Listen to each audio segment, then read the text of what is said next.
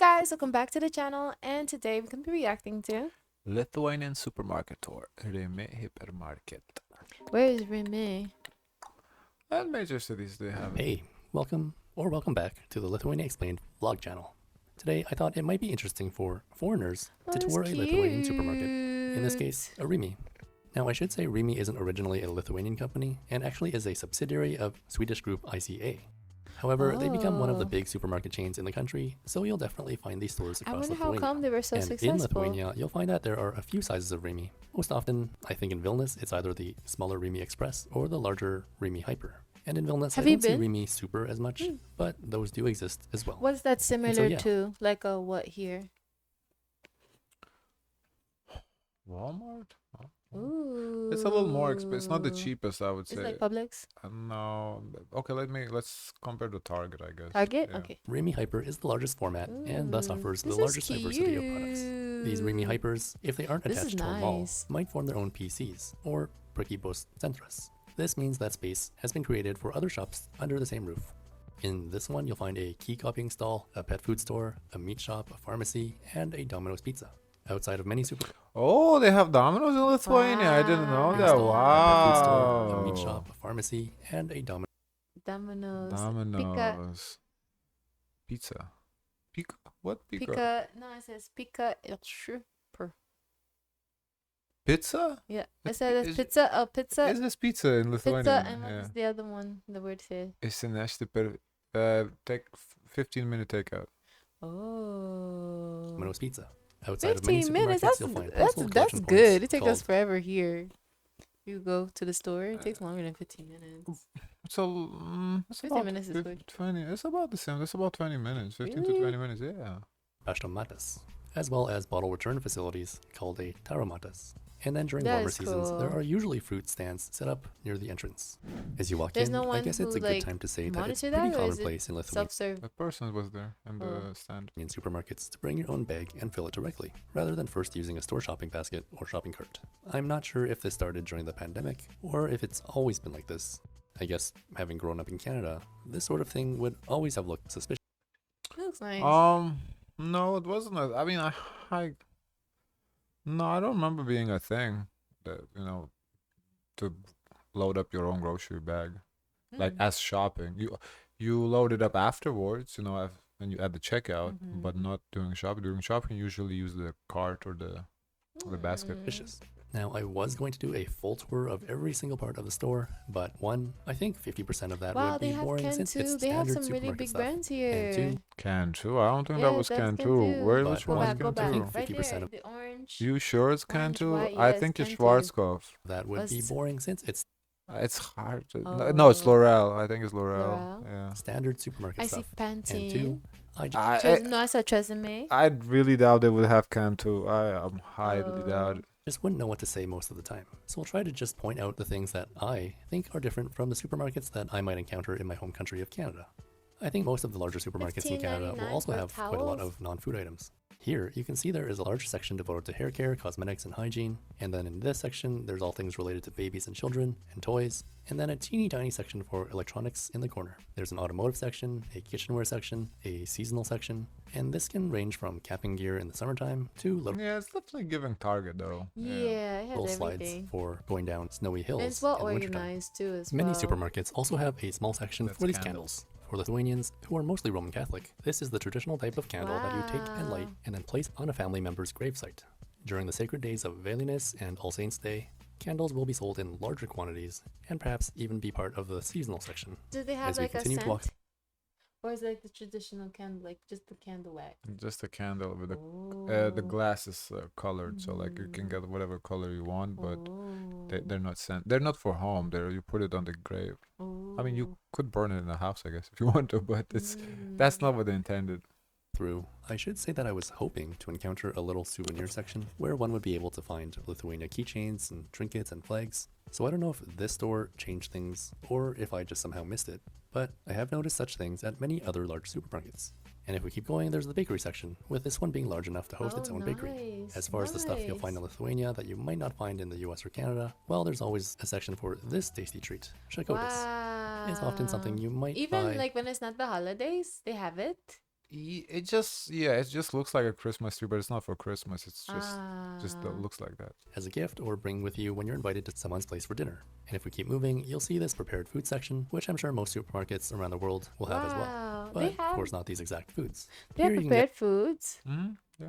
Cheaper, less fresh versions of Lithuanian favorites. Things like cabbage rolls, chicken kiev, cold beetroot soup, which is called shalte barshche, potato pancakes, kibine, and the list goes on and on. No, they might not be as fresh as if you got them from a restaurant, but if you are on a budget and want to make sure you get to taste a little bit of everything really quickly, this could be one way to do it. And then when it comes to fruits and vegetables, I would say most of the basics are there most of the time. Apples, oranges, bananas, you'll probably be able to purchase these all the time, year round. Melons, cherries, and other fruits are definitely They have more bananas. seasonal. I saw it. Yeah, they have bananas. Yeah. What was different? They didn't have pineapple, I think. Yeah, pineapple. Carrots, onions, and think they potatoes are have- probably Do they the have biggest sellers in plantain? terms of root No, I don't vegetables, think so. which probably isn't too surprising.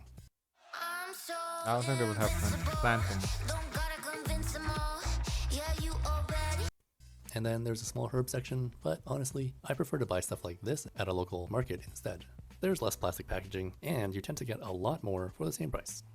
Then here's a deli section with sliced and cured meats and cheeses and hummus, and this extends to the sausage and salami section as well as other meats.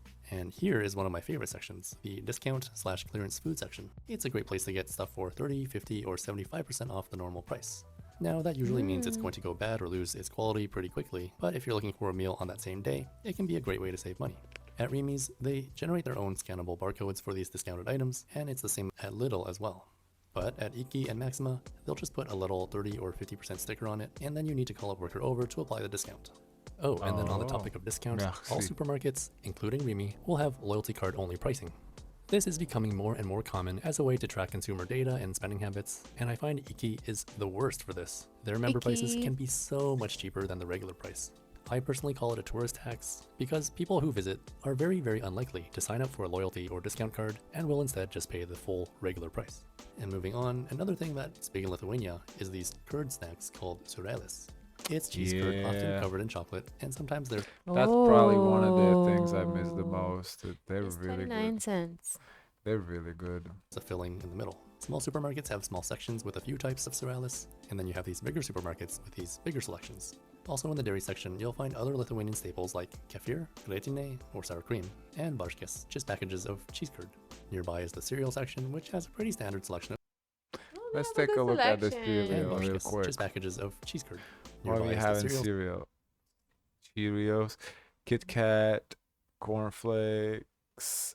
You know, we didn't have Cheerios when I was growing up. Lion. We didn't. Honestly, we didn't have none of these section, standard which have flavors. These now Kellogg's. We had pretty those. standard. Yeah, these are Frosted Frosted Flakes. Yeah, Flakes. these are the standard Third Kellogg's. selection of cereals. Juices and waters shouldn't be a surprise, but in this part of the world, you'll also have a section for gira, otherwise known as kvass. It's a fermented bread drink, and that kind of reminds me of a root beer. If you want to try a local non-alcoholic drink, I would definitely encourage you to try gira. What do you I call should that? say that the homemade stuff found in Malta. Malta, yeah. Yeah. restaurants might contain a bit of alcohol, just from the fermentation process. It's different. It is a little different though than Malta. Oh. Yeah, like I guess it depends which one you get, but there's certain ones that are really good. You have to find a good brand though, because they vary brand by brand. The taste varies. And this particular Rimi Hyper has a lot of alcohol. There is wine and spirits from all over the world, but you'll also see a lot I of like that they Lithuanian have beer, a little which has stand developed into quite the everywhere. domestic industry. So if you could You reach can also buy something from bottles the of top. Lithuanian mead, as well as little gift sets, since it's a great local product to take with you back to your country. The big thing to know about the alcohol section is that you might as well ignore it anytime after 8 p.m. That's when all stores are prohibited from selling alcohol. Well, I should say the official hours of alcohol sales are from 10 a.m. to 8 p.m., Monday to Saturday, and then on Sunday it's only 10 a.m. to 3 p.m. Some stores will clearly section off the alcohol during prohibited hours as an easy way to remind you, but then some stores don't do this, and then you find out just as you're ready to pay, and then the cashier just takes it away from you. At the frozen food section, there's the usual frozen stuff like ice cream, That's seafood, so pizza, interesting. pre-made meals, etc. But more unique to this part of the world are things like frozen cepelinai, Lithuanian dumplings known as koldūnai, as well as other Lithuanian foods like lietiniai Oh, blynai wow. and žemaičių blynai.